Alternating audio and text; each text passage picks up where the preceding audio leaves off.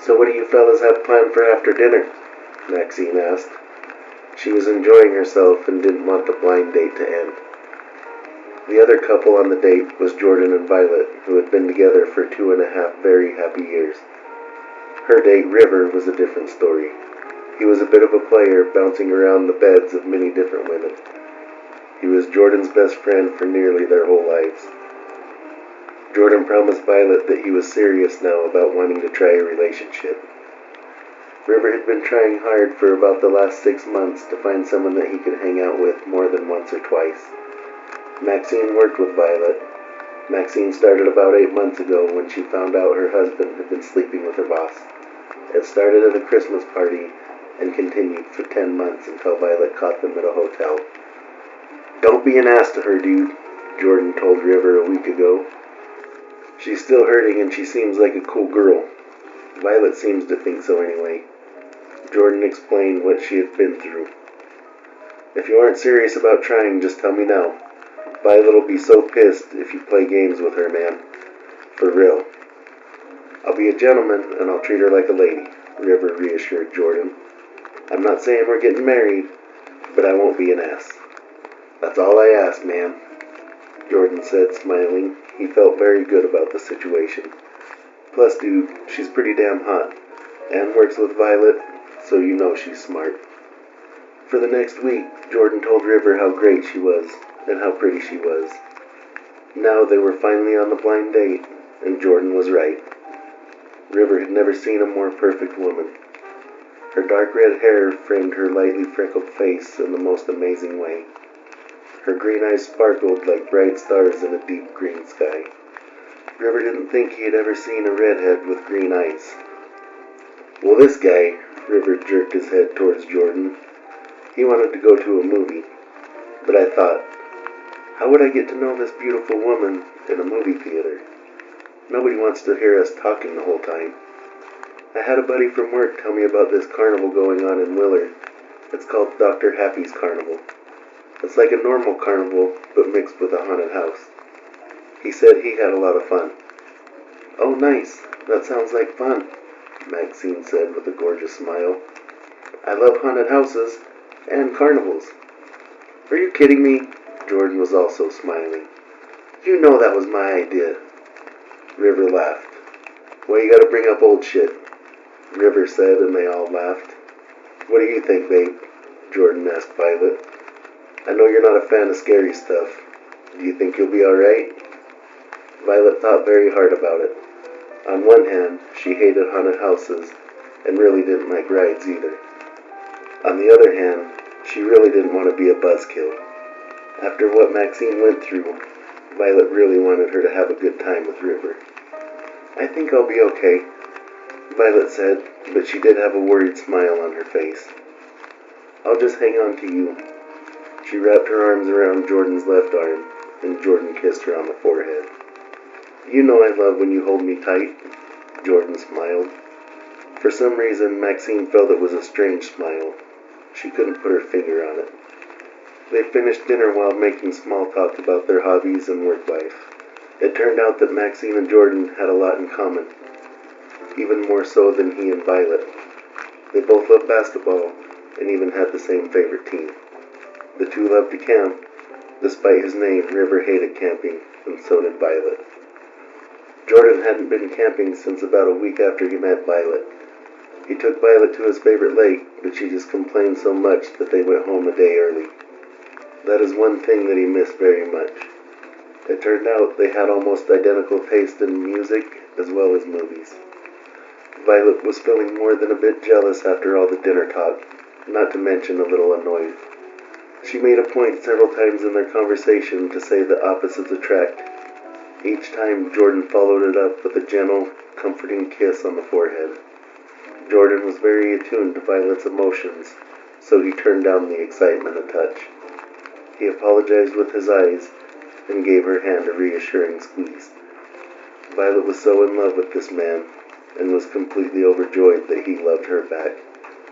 She felt like the luckiest woman in the world and hoped she made him feel he was just as lucky to have her.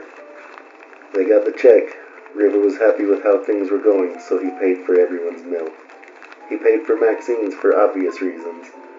He paid for the others as a thank you for introducing him to this awesome woman that he felt a genuine connection with. They got in Violet's crossover SUV. Jordan drove, and Violet took her favorite seat, shotgun next to her man.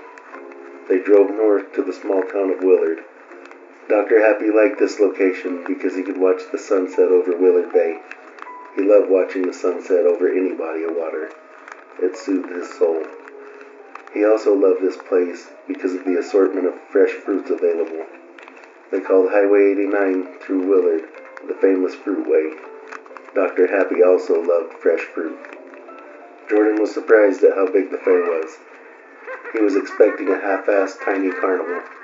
There were at least 10 rides that he could see and 20 or so tents. Violet got the nervous bubble guts as they pulled into the empty parking lot.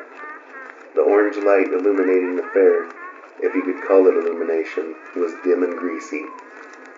The fair was surrounded by a high fence that was made to be able to be taken down quickly.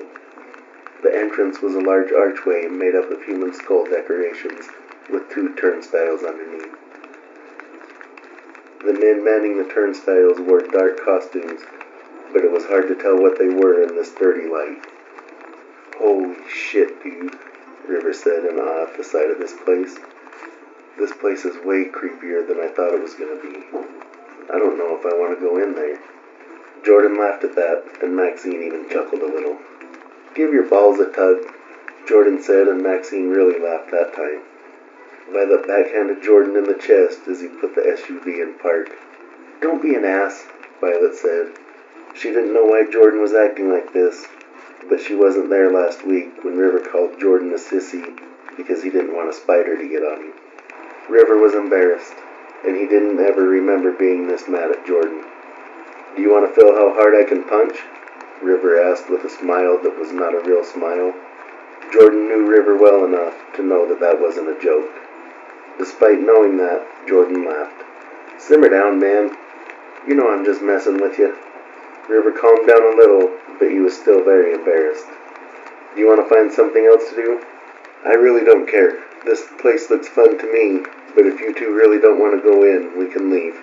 No judgment, for reals." River looked nervously at Maxine, then back to Jordan, who was turned halfway in the driver's seat. "I would never live it down if I let you go in there without me." Jordan knew River was right, of course. "So I'm in, but it looks like you may have some convincing to get Violet to go in there." River was of course right about Violet. She wanted nothing to do with this place. She looked at Jordan, who had a hopeful look in his eyes. Violet thought back to dinner and how much Jordan had in common with Maxine. Her jealousy flooded back like a rushing river. She tried to push it away, but it didn't go away completely. Violet looked at the ticket agents in the creepy hoodless cloaks, then looked at the large face at the center of the skull archway. Dr. Happy did not look very happy. His eyes were blood red, matching the dreadlock ponytail growing out of the top of his head. His face was painted white, with a thick red lightning bolt painted over his left eye, giving him a truly evil look. The face looked deep inside her. She could feel Dr. Happy in her mind, searching her thoughts and fears. She was convinced that it was not just a sight. Or maybe she was just losing her shit. "Yeah," Violet said, but there was fear in that word. "I'll be alright, but if I ask to leave, then you have to promise me we'll leave, no questions asked." The 3 agreed. Nobody wanted to make her uncomfortable. The 4 got out of the car. The 2 men opened the door for the 2 ladies. Violet held Jordan's hand while she looked at River's face. He looked as nervous as she felt. The ticket collectors were dressed like poor kids going trick-or-treating in the 80s. They were supposed to be skeletons. Their faces were painted white with black misshapen circles around their eyes. The teeth were also drawn poorly, as shaky lines above and below their lips. The bad costumes actually made them more creepy to River. The group walked up to the ticket agents that manned the turnstiles. The clerks did not speak. They only looked at them with soulless eyes. Even when Jordan asked to buy 4 tickets, the guys still said nothing. They both turned slowly, reminding Maxine of the animatronic she had seen in her lifetime. They pointed at a small building that was painted like a barber pole with a red tin roof. "So, do we go in or what?" River asked, but the men stood frozen, pointing at the building. Hey, thanks for your help. River didn't want to be here, which made his temper just a little shorter. Violet looked close at the men. In particular, she looked at their mouths. Their mouths appeared to be sewn shut with tiny stitches. They looked back at her with haunted eyes that chilled Violet's blood. She guessed that is how they were supposed to look to set the right vibe for the carnival. Well, here we go, Maxine said as she stepped through the turn gate, which clicked behind her. I'm pretty excited about this. Me too, Jordan said with a smile that Violet had not seen for a long time. He was so excited. Thanks for doing this, babe. You too, dude. I know you don't want to be here, and again, if you want to leave, just tell me. As they walked towards what they guessed was the ticket house, River heard terrified screams. It was most likely a paid actor or some Halloween sound effect on loop, the same ones his mom played when River was a kid. Circus music played from speakers zip-tied to light poles, giving off the perfect ambience. The light was no better despite flashing lights from the rides. That light seemed dirty also. River had no idea how lights could look dark. Behind the ticket house was a large Ferris wheel and a tent marked Hall of Horrors. Well, hello, folks, the clown man said from behind the fake glass window. He sounded like a cartoon character. What can I do for you? Jordan opened his mouth to speak, but Violet spoke first. Are we gonna die here? The clown smiled nervously. I mean, all this stuff is pretty realistic and pretty scary, including you. No offense. And the other people we've seen don't look that great either. Violet pointed to the few trundling people wandering in the dim light. They walked more like NPCs she had seen in Jordan's video games. None of them seemed to be going anywhere or even have a sense of purpose. They simply trudged along, heads down. The clown lost his goofy voice so he could speak seriously. I know this place looks pretty scary, and we try hard to make it as realistic as possible. Our authenticity is what makes us so popular. We're able to do this year-round. To prove his point, the clown man shouted to one of the NPCs. Willie! The man stopped to look at them. We hitting the bar tonight after work? Not in Utah, the man answered. This place stopped selling alcohol at 4:30. They all laughed, including Violet. Utah was very well known for its strict laws, especially by locals. The man seemed to shift back to NPC mode and wandered off to somewhere in the darkness. That exchange did a lot in the way of making River and Violet feel a little better. Are you guys good? Jordan asked Violet and River. They both nodded. Sweet, can we get 4 tickets, please? Jordan put his arm around Violet and pulled her close. That made her feel even better. We give out these cards, the clown said, and produced 4 cards that looked like cheap credit cards from under his counter. He continued to speak in his normal voice. Jordan thought it was so he didn't scare Violet. Slide this in the kiosk at each ride or attraction, then bring them to me when you're finished, and we'll tally up the damage. Jordan smiled. He liked this guy. Thanks, man. We really appreciate it. The man reverted back to his character voice. I hope you enjoyed Dr. Happy's Carnival. Jordan felt Violet tense up under his arm. The other 3 thanked the man. Do you want to try something tame first? Jordan asked, then motioned towards the Ferris wheel. In the center of the Ferris wheel was another sign that said, Dr. Happy's Carnival. After that, we can go to the Hall of Horrors. They walked over to the Ferris wheel and scanned their cards. The waist-high gate opened inwards for them. The basket was big enough to fit all 4. They would face each other like a picnic table. River didn't like what he saw when he looked at the condition of the wheel. He had always been skeptical of traveling carnival rides, but the rusty hinges and the missing bolts made his fear much worse. He cocked his head to one of the rusty hinges. Are we really getting on this thing? This shit don't look safe to me. You heard that, clown, Jordan reminded. All of this is part of the show. Don't you remember Willie? River reluctantly got in after the other 3, shut the door behind him, and then fastened the lock. The basket they rode in was a very sun-faded pink, with a large cracked sticker of Dr. Happy's face on both sides. This ride was old. The wheel made partial rotations and stopped to let other riders on the ride. Once the thing got moving, it was far worse than River could have imagined. The hinges screeched like angry owls arguing in the night. The basket rocked back and forth hard, like being blown in a powerful windstorm. The wheel did not spin smoothly like other Ferris wheels that River had been on. It jerked hard and made the basket rock even harder. The other groups riding the wheel were screaming, and so was Violet. Jordan and Maxine were laughing like idiots. River could have smacked them both. The more it moved, the more the hinges screamed like it had never been lubricated in their long lives. Out of nowhere, the basket began to spin in circles thanks to a hinge atop the basket. Slowly at first, but picked up speed rapidly.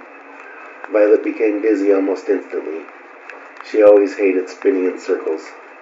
Now the basket started swaying side to side, making the couples bang into their mates. River became convinced that one of the hinges would give out, and he would die on this ride, or more likely splatted on the ground. Violet looked as nervous as River felt. The other two still laughed like they had been gassed by a dentist. They were both much more confident that all this was part of the show, and they loved every minute of it. After what felt like far too long for half the group, and far too short for the other two, the ride jerkily came to a stop. "Do you guys want to do it again?" Jordan asked after they finally got off, even though he already knew the answer was no. "You're joking, right?" Violet said with an attitude, probably because of the tears running down her cheeks. "You'll never get me on another Ferris wheel as long as I live." River agreed. Jordan thought he could see tears welling up in his best friend's eyes. "That was so fun," Maxine added, with a broad smile on her pretty face. "Do you want to try the Hall of Horrors? I bet it's awesome." River wanted nothing to do with that tent, and neither did Violet. Then she saw the way Maxine and Jordan were smiling at each other. Her jealousy came back with full force. "Let's do it," Violet said. She was wearing a smile, but hers was nowhere close to real. "I can't wait." "Really?" River asked. He was already more than done with this damned place. He was hoping Violet would ask to leave also. He could tell she wanted to, but for some reason she was acting like she wasn't scared. "I thought you would want to leave as much as I do." "No," Violet lied again.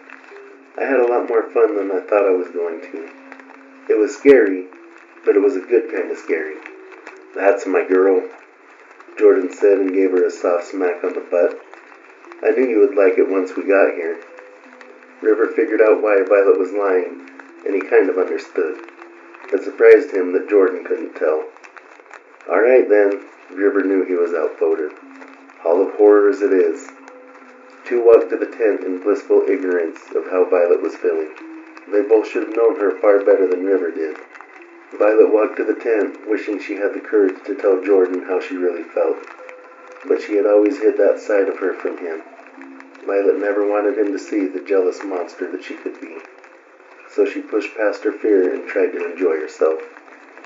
The Hall of Horrors was a car ride that was guided by a single rail underneath, like a monorail. The car was a four-seater, so they sat in the same arrangement as the ride over in Violet's SUV. Violet and Jordan in the front, and the other two in the back. "I will protect her," Jordan said and put his arm around Violet. "And you protect her." He pointed his head towards River. River was far beyond pissed. He didn't know why Jordan was being such an asshole.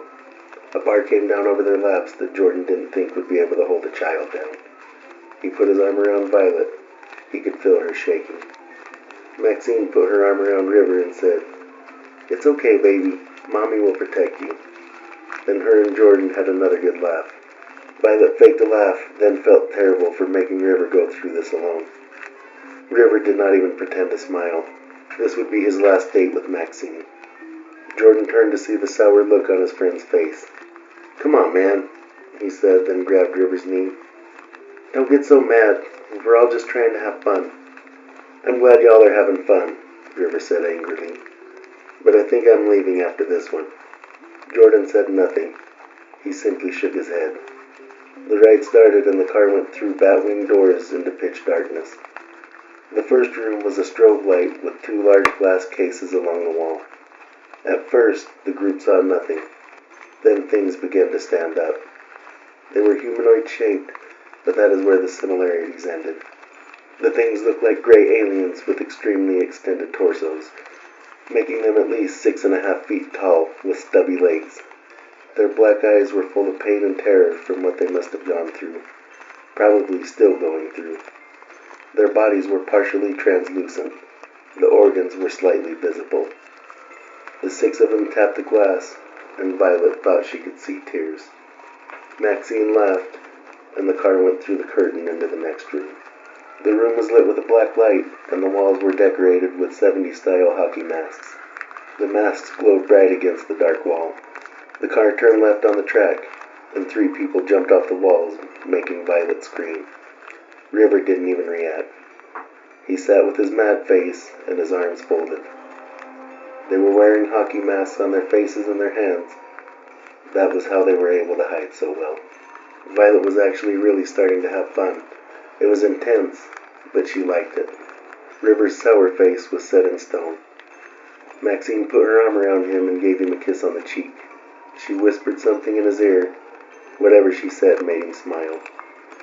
He felt relieved that she apologized and told him that she really liked him. He unfolded his arms, and his frown turned upside down. Jordan turned around to see his friend smiling. That made him feel better. The car turned right, causing a door to swing open, letting the car pass into the next room. This room was full of mirrors. Jordan and the girls jumped when the mirrors showed ghosts and ghouls sitting in the cars with them. What River saw was much different and far more terrifying. Everything went black and slowed down. He could see only one mirror without his reflection. Dr. Happy was looking back at him, holding a bloody axe and his father's severed head. The body lay at Dr. Happy's feet, bleeding from the neck. His dad's eyes were closed, and his neck was dripping blood, as well as the axe. "Help," his dad whispered, then his eyes opened. "Please help, son." River's mind spun out of control like a tornado in Kansas. How could they show me Dad's real face, he thought. Do they have him? River wanted to jump out of the car. River screamed when a hand touched him on the back. The car turned left and went through hanging beads like a hippie smoke room. This room was much brighter than the others. The walls had cages that ran the length of the whole room. The bars were as thick as small trees. The floor was covered in a thick sheet of hay. A man wearing a potato skin mask jumped up on the left side. He pulled his chainsaw to a roaring start. Another jumped up on the right.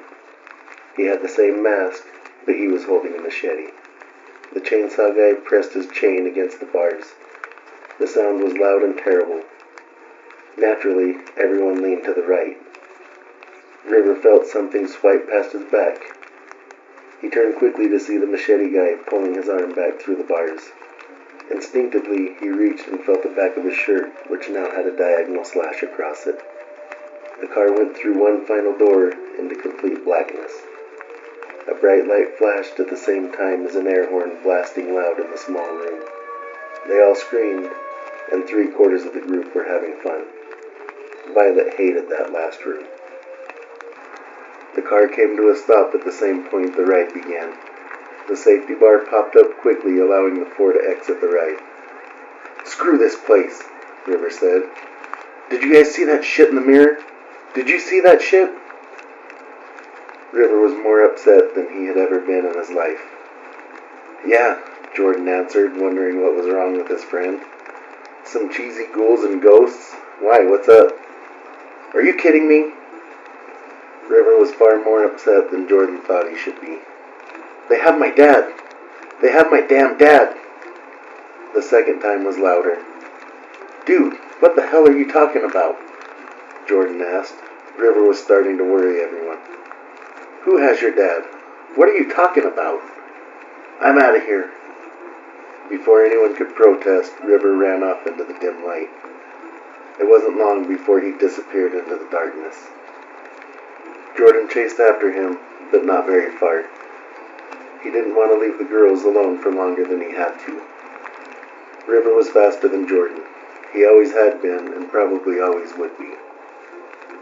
Jordan stopped, then jumped in surprise when Violet touched him on the shoulder. Maxine appeared on his other side, startling him again. They looked, but River was nowhere to be found. "What the hell is wrong with your friend?"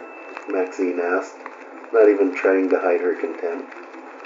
She had felt a genuine connection with him, but now she didn't care to see him again. "I can't believe him." "Take it easy."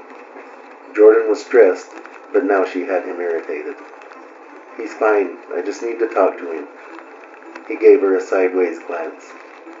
They wandered through the fair slowly and scanned every person they saw. None of the NPC people seemed to be as cheerful as Willie had been. "Did you guys see some guy run by here?" Jordan asked a woman with dark hair and soulless eyes. She didn't even look at him. She continued to meander, purposeless and robotic. Again, Violet thought of the computer players on Jordan's video game. It was very creepy. "I don't think we're going to find him," Jordan said, and sounded worried. "These lights suck. Should we go to the car and see if he went out there?" "You know what?" Maxine said. She was mad. "Screw him. If he wants to be a whiny baby, then let him." From somewhere close by, Violet heard a scream that sounded suspiciously like River. That made her heart sink to her toes. Why would he be screaming? Violet thought to herself, but Jordan was probably right. She was sure that River was waiting at the car. He probably arranged for a ride home. The three stood looking at an old, raggedy-looking roller coaster. The tall hills and steep drops made it look very fun, despite the chipping paint and the rusty support beams. The wood wasn't looking to be in great shape either. Large chunks were missing from several different places. The coaster looked old and weak, but somehow still looked fun. "Should we try this?" Maxine asked. Violet thought about it. If River was at the car, there would be nothing they could do. There was no way he would listen to any of them. He was way too mad to think rationally. "And what about River?" Jordan asked, but he was thinking the same as Violet. He and River would need to talk in private before River would accept a ride right now. "Would he even talk to you if you find him?" Maxine asked. She seemed to understand their situation. "Probably not," Jordan admitted. "He would probably rather kick me in the nuts than talk to me for a couple of days." "Why not?" Violet added. Now that she thought about it, River was throwing a bit of a tantrum. "We can give it a shot." They scanned their cards at the kiosk, and Jordan wondered why nobody was manning the rides. That seemed like a serious safety issue. They walked through a waist-high back-and-forth fence leading up to the boarding area. The gate opened, and Violet got a bit of a start when she saw the train. The engine was painted beautifully like you would expect at the nicest theme park. She didn't like the smiling pink face. She didn't trust it. The rest of the cars matched the roller coaster. Old, rusty, and very dangerous looking. The holes in the cars didn't give her that warm, fuzzy feeling either. "Let's sit in the back," Violet suggested. "I heard you go faster when you sit in the back." It's probably not true. Jordan wondered why she always doubted herself, even on the smallest things. Jordan sat in the very last car, and the girls sat in the second to last. NPCs were walking through the gate and getting themselves on the ride. Jordan wondered where they were coming from. First on the Ferris wheel, now on the coaster. This place was getting more creepy by the minute. They filled the car, but luckily not full enough that someone had to sit next to Jordan. The NPCs were starting to freak him out. They didn't seem like real people. They seemed like other things pretending to be people, like robots or maybe aliens. They buckled their seatbelts and a bar came down over their laps. The coaster started jerking and lurching its way up the tall first hill. They bounced hard. Maxine and Violet actually knocked their heads together. The train reached the top, then came to a screeching halt. Jordan almost hit his face on the front of the car. Jordan sat at the peak for so long that he started to get nervous. Maxine didn't like the way the frame of the coaster swayed and creaked. She felt like the thing was going to collapse in on itself. Just when Violet was about to say something to Jordan, the train shot backwards like an electric rocket. It flew past the boarding area, then up a hill that none of them saw coming. It was a strange feeling going backwards this fast. Violet didn't like it. It went around corners, giving Jordan butterflies in his stomach. It went up and down shallow hills. They went up a loop, then stopped with Jordan at the top center of it. He was looking straight down and hanging by a flimsy seatbelt. Violet, on the other hand, couldn't look down, or up, depending on your perspective. River walked into the freak show tent. "Look," she said and pointed. "It's River." But before Jordan had a chance to look, the roller coaster bolted forward. They went over the same hills and around the same turns, then past the boarding area. The two girls screamed louder than the wheels, which were also shooting off so many sparks that Jordan worried that dry wood would start on fire. They went up the tall hill that should have started the ride. They wound around corners and up more hills. Jordan hated this ride. Again, they stopped at the top of the loop, hanging upside down by flimsy seatbelts. Violet again looked out so she didn't have to look down. She got deja vu when she saw River walk into the freak show tent. The train bolted backwards again, up the hills, around the corners, and past the boarding area. They went through the loops, then over more hills and turns. The sparks lit the park better than the park's lights did. The ride stopped at the boarding area, so the girls were finally able to stop screaming. They exited the opposite side as they entered. The NPCs were quickly off and out the gates. Violet had tears spilling down her cheeks. Jordan wiped them away and put his arm around her. "That can be the last ride we go on," he told her. "Let's just get out of here. I'm sure River is gone, and I'm not liking this place so much anymore." Neither of them noticed that Maxine gave her a dirty look. "We can't leave," she said. "I just watched River go into the freak show tent. Twice." "What do you mean twice?" Jordan asked, clearly confused. "Are you sure that it was him?" "Yes, it was him for sure," she answered. "I'm 100% positive it was him." "Again," Maxine said. "Screw him. He doesn't want to be around us. You said it yourself." Jordan understood why Maxine was angry with him. This was her first impression, and he did not look great. However, he would not let his best friend roam around this fair by himself. She was also not able to see the pain in River's eyes in the seconds before he ran off. Whatever happened in the Hall of Horrors that rattled River had to be a big deal. River didn't rattle easily. "I get it," Jordan said kindly. "He has really looked like a shithead tonight. But I can promise you that he really is a good guy. I'm sure when we find him, he will explain what's going on." "He's right," Violet agreed. "I've known River since I met Jordan. He's a good guy. That's why I thought you two would be good together." "Fine." Maxine was very frustrated. "We can go find your sissy friend." She looked at Jordan, expecting him to laugh with her. Jordan didn't even smile. He was feeling too guilty for bringing Violet to this place. "When we get out of here, you better believe we'll make fun of him all night," Jordan said gently. He liked Maxine despite, or maybe because of her aggression. "I'm just worried about getting Violet out of here right now." Maxine relaxed a bit. "All right then, to the freak show it is." "I've always wanted to see a freak show anyway." It was weird to hear someone say that, but Jordan knew what she meant. There were no such thing as freak shows anymore. It was not PC. His grandma told him about some shows that she used to go to. They sounded scary but fascinating. The three walked to the tent and stopped at the kiosk, which was next to a large sign. "Welcome to Dr. Happy's Freak Show. Beyond this door are things that you would never imagine. The participants in this freak show have no natural human ailments or deformities.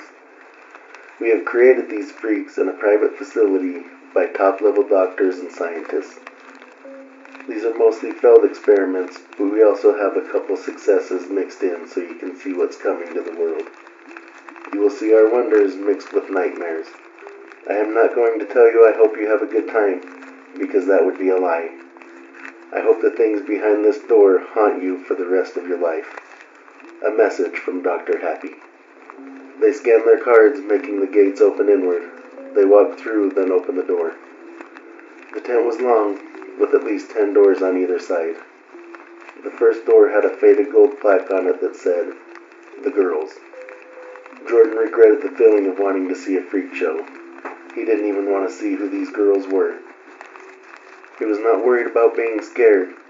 Any door here marked "The Girls" would most likely be terribly sad. Jordan opened the door, then stepped through. "You guys can wait out here if you want." He tried to close the door behind him. "I don't think there's anything in here that you need to see." Violet loved the way Jordan always tried to protect her, but there was no way she was going to let him leave her side. "Yeah, right," Maxine said and pulled the door open. "You guys remember that this place is fake, right?" She was smiling. "Don't you guys remember, Willie? Whatever is behind this door is fake, just like everything else in this place. They told us that from the start." Violet wrapped her arms around Jordan's right arm and leaned her forehead on his bicep. Maxine scoffed and rolled her eyes. The hallway was short and went immediately left. Then the wall stopped, revealing a glass display case. Violet gasped when she turned the corner and saw the girls with their misshapen faces. The one on the right had her right eye where her eyebrow should be, and the left low on her cheekbone. The one on the left was the opposite. Her left eye was high, and her right eye was low. Their noses ran diagonal from high side to low side. They smiled, but neither had any teeth. Their slack faces made them look ruined, and unable to complete the most basic of thoughts. Jordan looked at the plaque. The twins behind the glass did not even seem to be breathing. "This is Gemma and Jenna. We adopted these twins from a young couple we found in a hospital. Both parents died, so we took them to our facility. They have been studying demonology and dark magic since they have been able to read. We taught them at a very young age, by the age of 3. They have also been playing with different demon summoning tools, including an extremely special Ouija board. Don't let their appearances fool you. These are not helpless little girls. They are using their glamour to manipulate your perception. You are looking at very two powerful witches. If you give them the power, they will capture and enslave your soul for eternity. It will not take them long to link themselves to your minds and your hearts. We recommend that you do not linger. Do not stay longer than it takes to read this sign. Leave now." "Let's get out of here." There was no way to hide Violet's fear. "I don't like it. Please, Jordan, let's go." Jordan looked at the girls. For a flash, he saw who the girls really were. They were cute but terrifying, like most little girls in a horror movie. "Yeah, let's get out of here." Halfway between the 2 doors on this side, there was a door on the opposite side. 2 walked to the door reluctantly. Maxine was excited. On the faded door plaque was one word: Rigor. Jordan had no idea if it was the name of the creature or the creature's name. He opened the door, then looked back at the girls. "Are you sure you guys want to come in here? I don't mind going in alone." "I am not staying out here," Maxine said. This time she was very insistent. "I was serious when I said I've always wanted to go to a freak show." She pushed past Jordan. "I'm not staying anywhere in this place by myself," Violet said, then grabbed onto Jordan again. She didn't want to go in, but there was no way she would stay on her own. "All right," Jordan said, then kissed his girl on the forehead. Again, he felt so bad for bringing her here. They walked the hall that was identical to the previous hallway. Jordan only glanced at the large man-like creature behind the glass. His skin had a slight green tint, like mint ice cream. The whites of his eyes had the same green tint around glowing red irises. He stood at least 6'9" and chiseled from stone. Rigor's chest was thick and scarred heavily from who knows what. He wore shorts made of some sort of animal fur, and no shoes or shirt. It was like looking at a demonic Greek sculpture. It was obvious that this glass or tent would not hold this massive monster if he felt like breaking free. Maxine looked at this creature with amazement and surprisingly more than a little lust. She bit her lip hard enough to bring tears to the eyes that just happened to be tracing each and every scar on his body. This is Rigor. He started in this world as a young man named Roger many years ago. Although he is not a failed experiment as much as he is an experiment in progress. We found him in an abandoned hospital strapped to a table begging for his life. He is on a daily diet of raw meat, a careful mix of about 16 drugs, and mental torture that you would not believe. As of today, he has not slept for 13 days and probably won't sleep for another 13. His daily injections have helped him grow into this beautiful behemoth. Our doctors think he is even stronger than the mythic ogre. Unfortunately, his mind remains strong. He has been much harder to break than we originally thought. Feel lucky he is still in control of his mind. We are waiting for the day when he snaps and kills some of our guests. He would be able to get through that glass and crush you before you would be able to move. You better hope he likes you. Maxine, Jordan called after she heard the door open. What are you doing? I really don't think we should stay here. Still she lingered. His eyes were full of pain, but Maxine could see a touch of hope hiding in the corner. She put her hand on the glass. I'll come back, she mouthed, then turned to leave. She saw a tear roll down the monster's cheek. The door closed behind them, then a loud bang came from the room. Rigor hit the glass hard enough that Jordan was surprised it didn't shatter. They crossed the hall again. On the door it said, Monster 2-739. Whatever was behind this door was not even important enough to name. Jordan didn't bother asking the girls. He knew that they both would follow him in. This wretch of a creature was truly one of the saddest things Jordan had ever seen. Its face looked somehow young and like a 1,000-year-old warrior at the same time. Its gray skin hung loose on its bones. The thing had almost no muscle. Dark hair grew in patches like someone who visited Chernobyl for much too long. The vile thing opened a tongueless mouth and revealed the few remaining yellow teeth. Jordan thought the thing was trying to speak. Thick yellow pus oozed from sores all over the thing's decaying body. His legs lay limp and lifeless on the floor behind this sad thing. This is Monster 2-739. He came to us with incredibly damaged legs. We worked hard to give him some sort of life, but no matter what we did, the damage was too great to overcome. There is really nothing left to say about this disgusting lump of meat. His existence is sad and far beyond repair. This will be his last carnival, so you should feel lucky to have seen him before we send him to the morgue to hopefully die a horrible death. We will lock him in a drawer and hopefully let him rot away to nothing. The creature slowly pulled itself to the glass using flimsy arms that looked like they would snap at any second. His legs dragged lifeless behind him, making Violet's heart sink. His face looked like a saggy mask of pain and agony. It put its hand on the glass, but lacked the strength to hold it there. It made a terrible squeakish sound as it slid down. Let's get out of here, Violet begged in a soft, disgusted voice. She hated this freak show and thought Dr. Happy was right. These things would haunt her dreams for a very long time. Please, babe, let's go. Jordan agreed, then looked at Maxine to get her thoughts. She looked as disgusted by the wretch as the others. They left quickly, and Violet shed a few tears when the thing let out a gurgling cry after them. Jordan shut the door harder than he had meant to. A deep growl came from behind Rigor's door. Jordan wanted nothing less than to upset that giant man that Dr. Happy called Rigor. That was the worst thing I've ever seen, Maxine said, choking back the lump in her throat. Real or fake, that was too much. I don't think River's in here, Jordan said.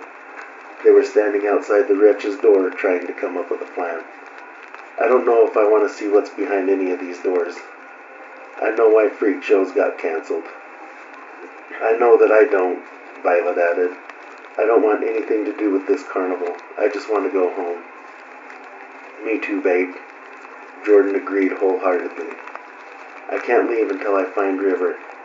You guys can wait at the cart, Jordan suggested hopefully. He wanted Violet out of here as soon as possible. He didn't think that she was safe in here anymore. He called himself a fool again for dragging her here. Have you tried texting him? Maxine sounded more than a little smug. Violet didn't like it, but Jordan understood. Why hadn't he thought to text River? Holy shit, Jordan said, feeling more than a little dumb.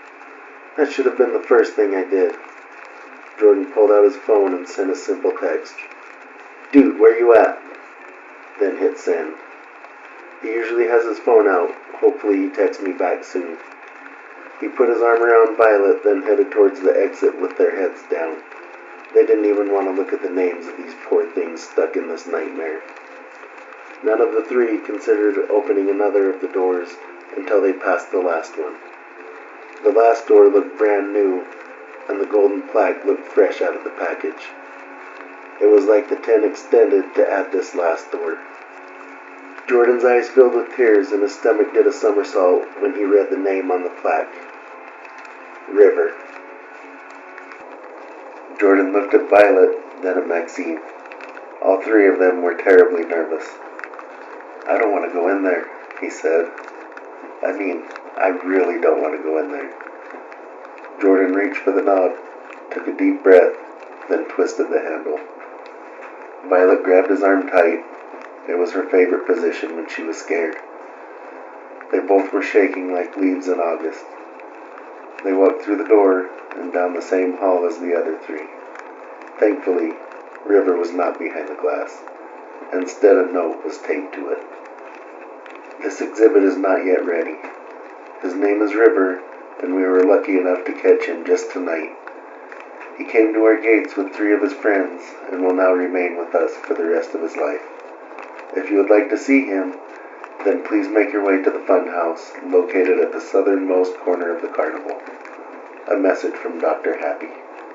Son of a bitch, Jordan whispered softly, and even though the girls said nothing, they both agreed. They got out of that room and the tent as fast as they could. Jordan knew that he would have to go after River. He would not leave his best friend in this place. He prayed to all the gods and all the worlds that the girls would go back to the car without him. He kept feeling guilty for bringing Violet here and didn't want to risk her meeting the same fate as him. Please, you two, Jordan pleaded. Please go wait in the car.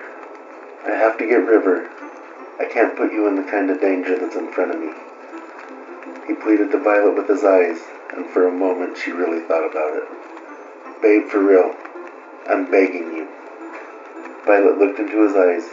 She really liked doing what he needed her to do. But what would she do if he wound up in Dr. Happy's freak show? Would she ever be able to live without him? She thought not. If there was danger in his road, then danger was in her road also.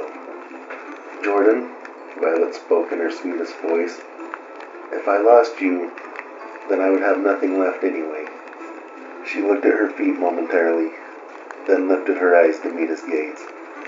Her blue eyes were blazing in a way that Jordan had never seen. She looked like a fierce warrior angel. Jordan loved it. I'm sorry, but I won't leave you. Seeing her eyes like that, Jordan gained confidence that they would be okay. From behind them, Maxine burst out laughing. You guys are ridiculous, Maxine said. This place is fake. That last monster was a little much for me, but it was just makeup and good acting. But Rigor, he was 100% man, that's for sure. Jordan raised his eyebrows. Let's go to the fun house, I guess, she said, still smiling lustfully. Neither Jordan nor Violet knew what to say about that, so they said nothing. Violet grabbed his hand and they walked south, hopefully on their way to help River. Jordan could feel the strength radiating off his girlfriend. With each step, it seemed to amplify. Jordan fed off it, and soon he felt not only stronger, but not nearly as afraid as he had been. This woman was amazing. She stopped when she saw the purple eye over the entrance of the tent. Jordan didn't notice the tent, or Violet stopped until his hand was almost yanked out of hers. Madam Mystic, come in and see what I see. Learn your future from tonight until the day you die. Learn lessons from your past and the past of your ancestors. I will help you remember the faces of your mothers and fathers. Look into my dragon's eye and see what the universe has in store for you. The sign invited. I think I need to go in there, Violet said softly, but not with a lack of strength. I really think I need to hear what she has to say. What do you mean? Jordan asked. He really hoped she was not suggesting that she go in there alone. You aren't going in there without me. I can promise you that. I don't want to, Violet said, then reached up and caressed his cheek. But I think for River that I need to. You going in there alone is not an option, Jordan said. He would not let her leave his sight. I absolutely could not let you go in there by yourself. We don't have a choice. Violet sounded more sure of herself than Jordan ever remembered her being. There are two paths for us to take. Either we are right, and this place is real. In that case, they may have helpful information that will get us out of here. Or, Maxine is right, and this is fake. If that's the case, then she may be the one that gives us clues of what we need to do. But the part I don't get is why do you have to go in there alone? Jordan was worried for the woman he loved. I don't understand. I don't understand either. And that was the truth. But her eyes were so fierce that he thought it may be the fortune teller that was in trouble. But I can promise you, I will walk out of that tent without so much as a scratch. I'll be back, babe. Try not to worry. Maxine was proud and impressed. She knew this was fake, but Violet didn't. Violet was a strong woman. She gave Jordan a kiss, then walked into the tent without looking back. Looking back would only make her job harder. The room was dark, except for a purple glow illuminating from the ball on the table in the center of the room. It was the deepest purple that Violet had ever seen. It really was like looking into a dragon's eye. It looked to be a prop from a high-budget movie. Very high quality, and it lended authenticity to the mystic. At the edge of the dim light were hanging shelves on all four walls. On the shelves were smallish to medium-sized jars. In the jars were a variety of odd creatures. They were in all stages of decay, from glowing fairy bones to things that looked like they could have died earlier that day. There were spiders, scorpions, and centipedes. Even a giant spider with the tail of a scorpion and enormous dragonfly wings. Most of them Violet didn't recognize and hoped that she would never see. Violet took a seat in front of the ball because she didn't know what else to do. For a minute or so, the only thing that happened was Violet sat there awkwardly waiting. The dark purple glow lightened and also brightened to a beautiful lavender. It smelled beautiful, like standing in a field of lilac bushes. The smoke swirled in the chair across from her and began to take shape. Before long, a beautiful Cyclops woman made of smoke sat across from her with a blank look on her face. She had flowing hair and dark purple tribal tattoos decorating her face. I am Mystic. Her voice was musical. I am the Watcher of the Purple Eye. With it, I see the past from yesterday to the beginning of history. I can also see from today to future worlds you would not recognize.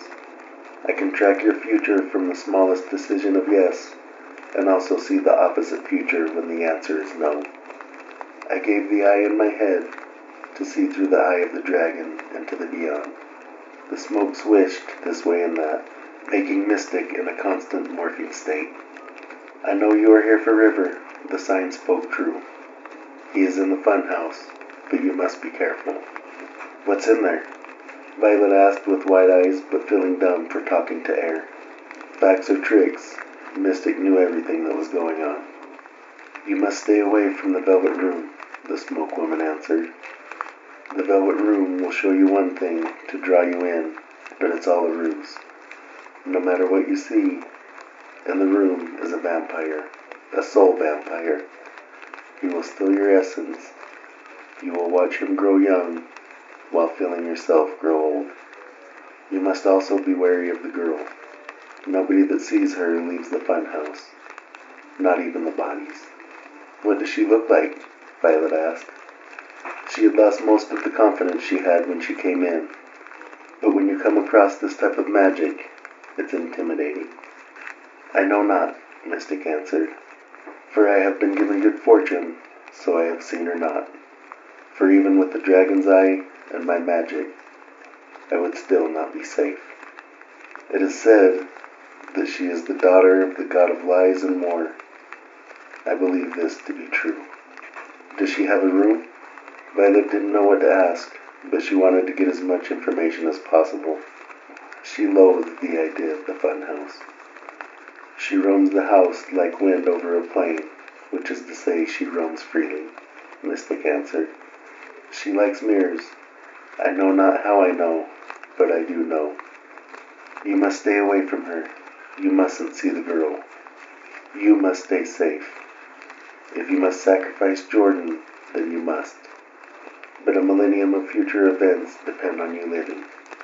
The smoke began to swirl its way back into the ball, making Violet panic. What do you mean? She asked.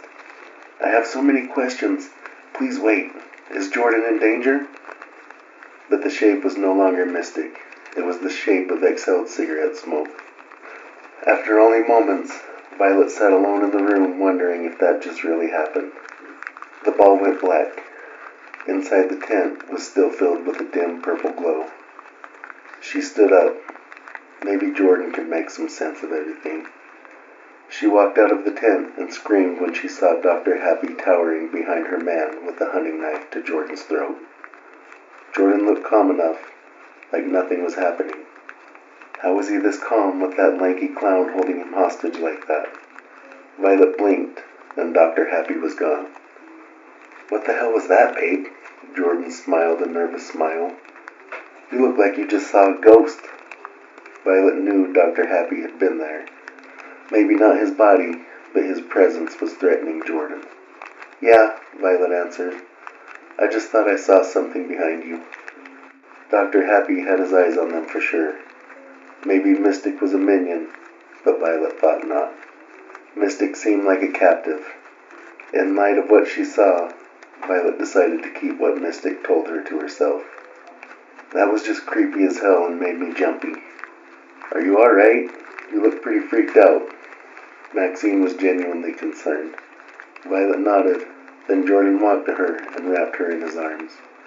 What did they say? Not much, she said, trying to remember what she actually told Violet.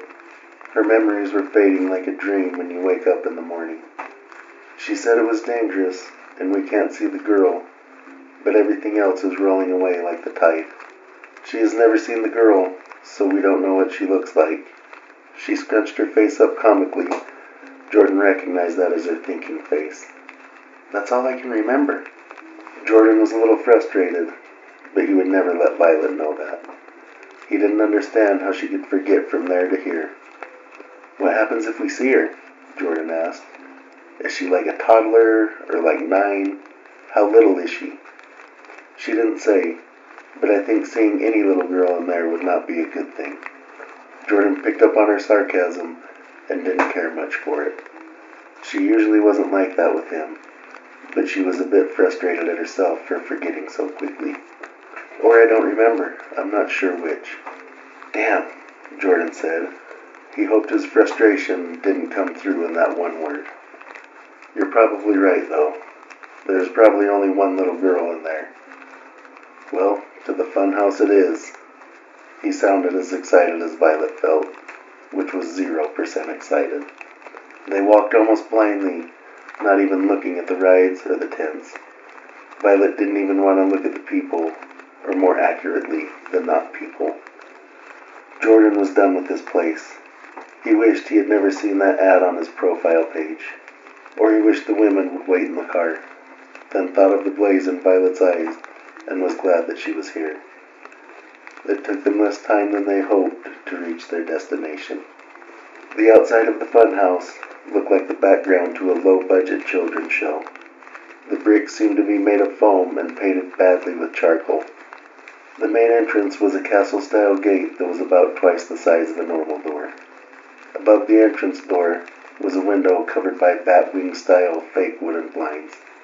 Every 10 seconds or so, the blinds would open outwards in order to let an animatronic Dr. Happy puppet poke his head out and look around. Then he would tug his head back in, and the blinds would close. The process seemed everlasting. 2 towers on the right and left corners of the funhouse were guarded by misshapen gargoyles. "This doesn't look so bad," Maxine said.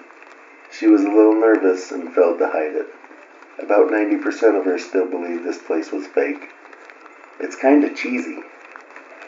He was the opposite. Jordan was about 90% sure that this place was real. "I hope you're right." Jordan did not do well at hiding his nerves either, but he wasn't really trying to. "Are you too sure you don't want to wait in the car?" He had to try one more time, despite knowing it would probably be Violet that saves him. Jordan always wanted to protect her, not because she was weak, because he couldn't live without her. He wouldn't be able to live with himself if something happened to her. "You already know my answer," Violet said. Jordan had never seen her so fierce. "I go where you go, and you need to find River." Maxine agreed with a firm nod. I knew he was going to say that. He planted a kiss on the end of her nose. He was glad she was coming, not just because of her fierceness. Jordan always felt not only stronger, but safer with her by his side. "I guess we should go in." Jordan was sick of watching Dr. Happy poke his ugly face out of that window. The more Violet looked at the fake Dr. Happy, she got the same feeling as when she saw him hanging above the entrance. There were either cameras in his eyes, or his essence. Maybe even his aura hung around the whole park. She hated the feeling no matter what it was in the puppet. They scanned their cards and the giant entrance door swung open, and a witch cackle echoed away into the darkness. Violet screamed again. She was so sick of hearing herself scream like a child. The first room was cylindrical, with a bridge running through the center to another door. Jordan knew what would happen as soon as he shut the door behind him. He was not disappointed.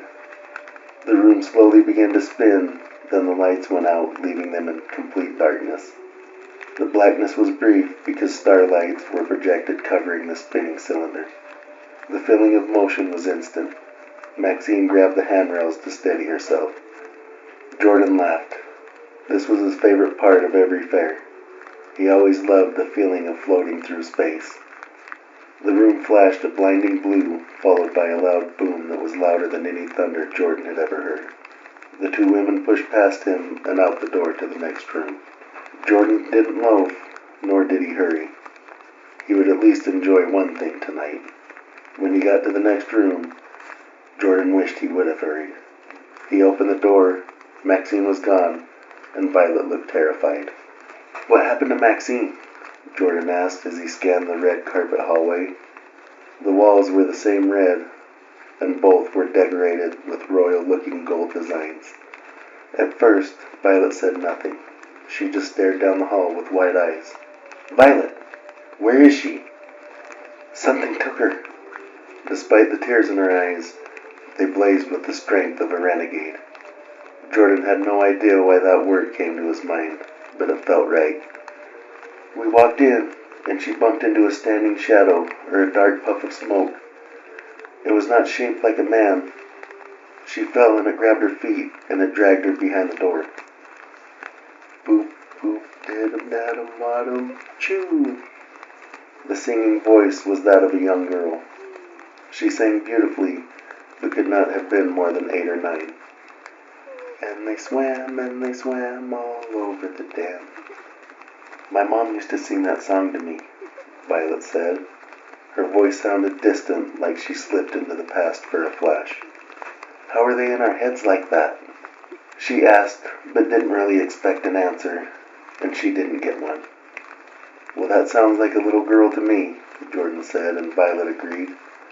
Let's find Maxine and get the hell out of here. They began to walk, and the image of a burgundy velvet room flashed in Violet's mind. There was a beautiful four-post bed and mirrors on the wall that broke up the velvet wall panels. We can't go in the velvet room, she burst out suddenly. I just remembered, and I'm glad I did. I don't know what will happen, but we can't go in. Me too, Jordan said. I wish you remembered why. He guessed it wasn't really important, just as long as they didn't go in. Still, he was curious. She gave it some serious thought. I don't. She was so pissed at her stupid memory. Like Jordan, she thought it wasn't really important as long as they didn't go in. Damn it, I wish I did. Mares eat oats and does eat oats and little lambs eat ivy. A kid'll eat ivy too. The young voice sang slowly. It gave them the full body chills. She sang that one too, Violet said. And I remember you saying that your mom did too. She was right, and Jordan nodded. Well, let's get moving, Jordan suggested. Did you see what room they took her in? I did, but they all looked the same. Violet was a little flustered. It's hard to tell, but I think it was that one. She pointed to the fifth door on the right. They both took a step, and all the doors opened in sync, like one of them stepped on a trigger, or more likely stepped off one. After a moment of pause, Jordan gave Violet's hand a soft tug, and they both walked. The two kept their heads down, like they were intensely studying the gold pattern on the carpet, when in truth, it was because neither wanted to see what was in any of these rooms. Jordan did take a peek in the third room. He wished that he hadn't. There was a giant Bigfoot-type creature with a naked woman strapped to the bed. Jordan looked away quickly. That was enough for him. He watched the floor until they came to the door Violet believed Maxine to be in. It was the most luxurious room Violet had ever laid her eyes on. The walls were a deep burgundy velvet with matching shag carpet. The bedposts were masterfully sculpted and stretched from the floor almost all the way to the mirrored ceiling. Just like the flash in her mind, mirrors also broke up the velvet panels on the wall. Violet got vertigo when she looked at the ceiling and saw the entire room upside down. There was something on the bed. Violet looked hard. It was an old woman. She slowly slid off the bed to her feet. Violet looked hard at the woman. Her first thought was that she was a witch. She gasped. It was Maxine. The poor girl looked like she had aged 150 years. Violet, help me, she croaked. Her skin was pale and her bones were crooked. The nightgown hung loosely on her no-shaped body. Maxine's once beautiful hair was now patchy, gray, and weak. Why did you bring me here? We gotta help her, Jordan said, and tried to pull his hand free. Violet tightened her grip. What are you doing? We have to help her. If that's really Maxine, then it's already too late. Her voice was cold. Jordan was still pulling against her grip. He really wanted to help her. Are you sure about the room? Jordan asked. You had trouble remembering everything that Mystic said to you. But you have to be sure if I'm going to leave her like this. Violet thought hard. She was trying to remember Mystic's every word. She heard clearly in her mind, I'm 100% sure that we shouldn't go in that room. Jordan looked at Maxine and his heart broke. Violet's eyes were cold and her heart was stone. Jordan, we've got to go. The urgency in her voice was clear. As soon as Jordan stepped away from the door, all the doors slammed shut, except for the last one on the left. Above it, a colorful sign dropped down from the ceiling, letting them know that was the exit. Equally colorful lights chased themselves around the border of the sign. They looked at each other, then started quickly towards the door. It was a staircase that led up. Behind the door was a glass cage very similar to the cages in the Hall of Horrors. Behind the glass, River was strapped down to a surgery table. His eyes were closed. Jordan banged on the glass with both of his hands, but it was too thick to even budge. "River!" Jordan yelled. "River! Come on, wake up!" Jordan was obviously extremely upset. He had to find a way to get him out of there. The door slammed behind them, and still River did not move a muscle. A door beyond River opened inwards, and the clown from the ticket booth danced his way in. He was wearing polka-dot scrubs and the same mask as Dr. Happy, the smile from the smiley face emoji. His eyes got crow's feet as the smile widened under the mask and the clown waved happily. The clown did a jig to the table, then petted River's head softly. Jordan banged on the glass again, this time much harder. The clown covered his laugh with a hand. He looked ridiculous. "Get the hell away from him!" Jordan yelled and punched the glass hard enough that it almost broke his hand. The clown frowned under the mask and wagged his finger. The lights turned off for maybe 10 seconds, and when they came back on, the clown stood next to River, holding a scalpel. Jordan punched the glass again, not as hard as the last one.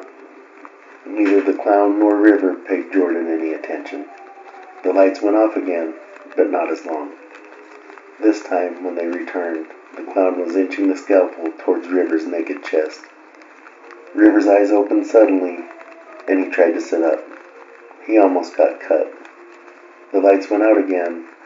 Simultaneously, River screamed, and the floor dropped out from underneath Jordan and Violet. They landed in a shallow pit of foam shapes in front of a door that was also a mirror. Violet's heart dropped like an anvil from a plane. She had no doubt what was behind that door. River's screams ceased when the trapdoor slammed shut above the couple. Violet was able to clear the pit faster than Jordan. She was very agile. She hoped against the inevitable, like so many people, but she knew who or what was behind this door. "Are you ready?" Violet asked when Jordan finally stood by her on the porch. He reached out and gave her hand 3 soft squeezes. "No," Jordan said gloomily, "but I damn sure don't want to stay here and wait for her." Violet opened the door, but it was Jordan who walked through first, just like she had known he would. "Ring around the rosies, pocket full of posy," the same scary little girl sang softly. Jordan really didn't want to see the face behind that voice. He knew that Violet was the key out of this place, yet he wanted to go first because he wanted to be between his girlfriend and danger. Violet smiled sweetly.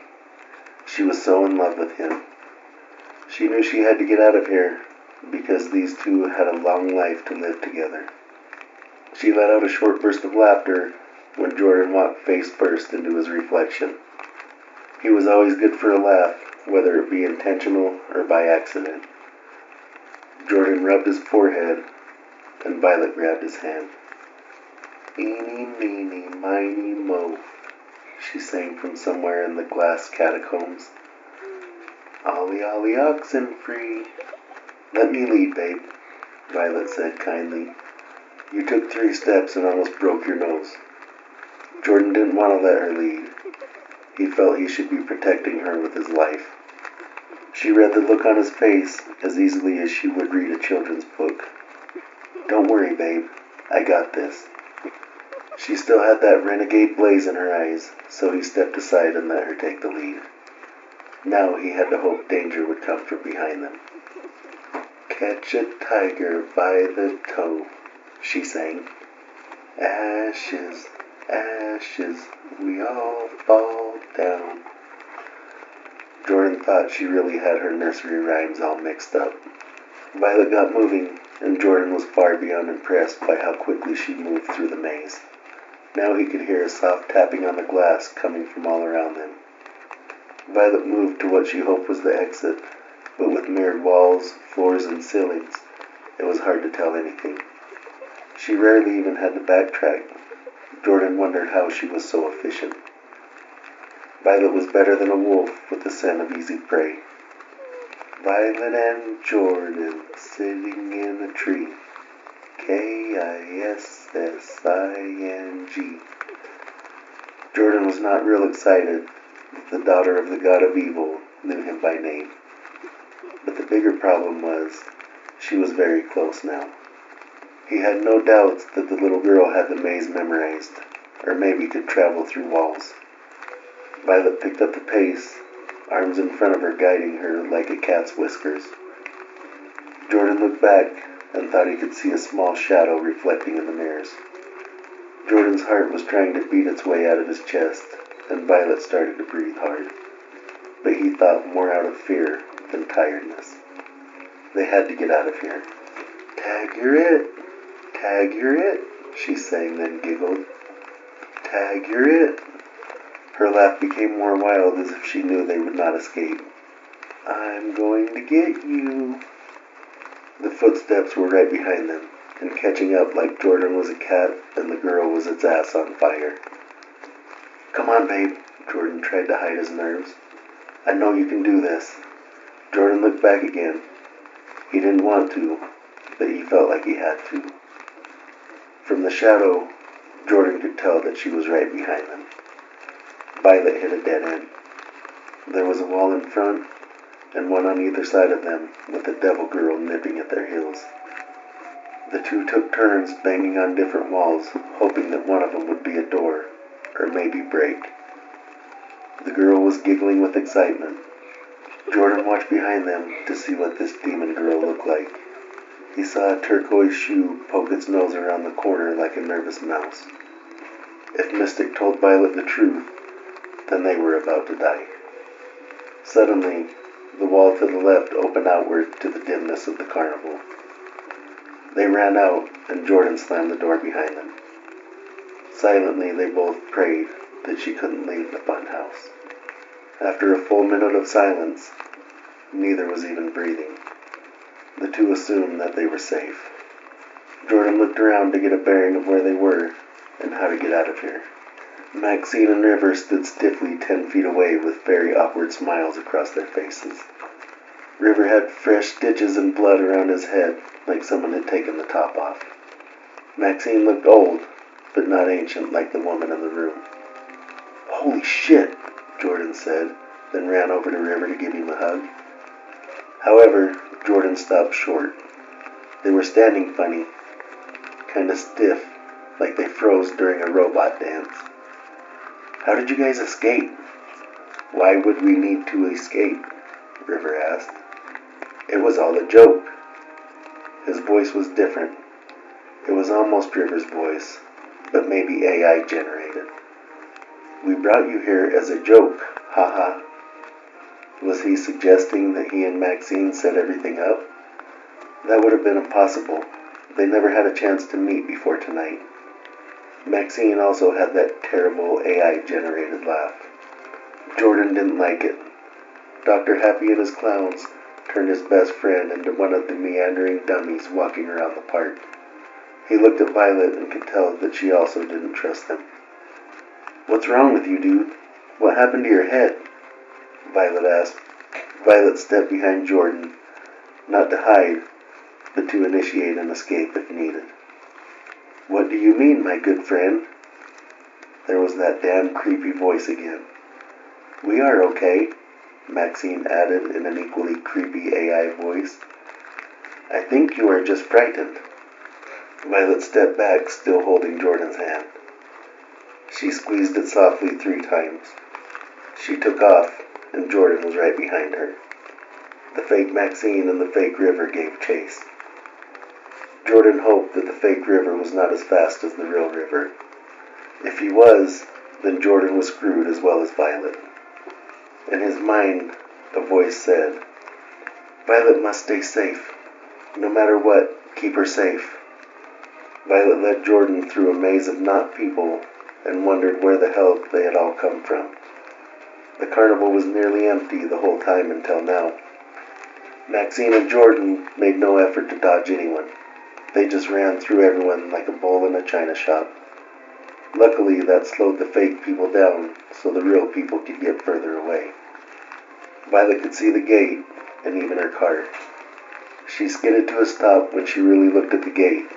It was guarded by not only the 2 skeletons, but the card-giving clown and even Dr. Happy himself. He towered over the other three. He must be almost 7 feet tall.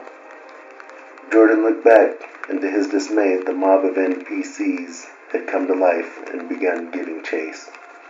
"This way," Violet said, and pulled Jordan down an alley between two tents toward the outer fence. "We have to jump the fence."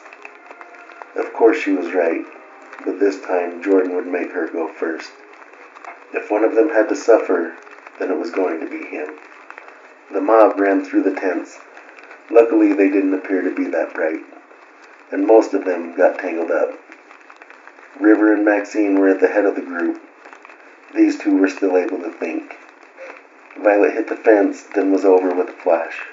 Jordan wondered where this badass chick had been. Violet had always been great, but she was shy and timid. This new Violet was amazing. Jordan hit the fence and climbed as fast as he could. Unfortunately, it was not fast enough. River grabbed his foot and began to yank hard, making Jordan almost lose his grip on the top of the fence. "Jordan!" He could hear the panic in Violet's voice. "Get your foot back, babe, please!" She was terrified that she was about to lose him. "Get out of here!" Jordan demanded. River had a tight grip on his leg, and he didn't want Violet to see what was about to happen to him. "I'll catch up to you." He hoped she would listen. She wouldn't listen. She turned on her phone's flashlight and started scanning the ground for anything she could use as a weapon. There had to be something on the ground left by a lazy worker that helped set up this fair. River was yanking hard, but Jordan was still holding strong. But she could see on his face that he wouldn't be able to for much longer. That's when she saw it.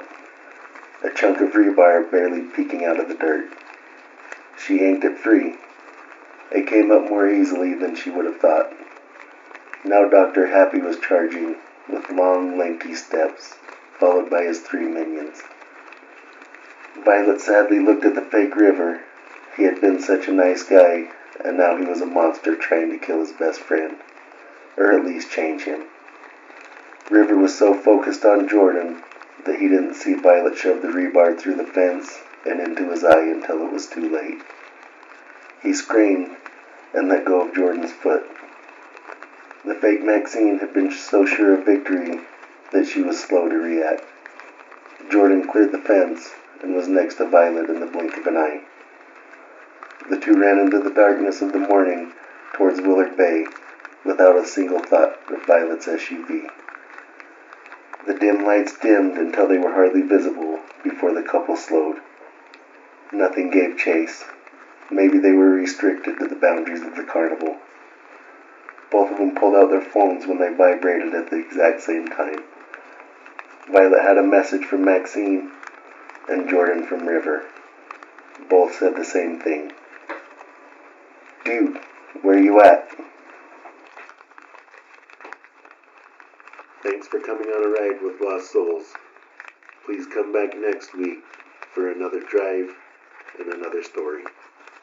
And remember, all lost souls are welcome here.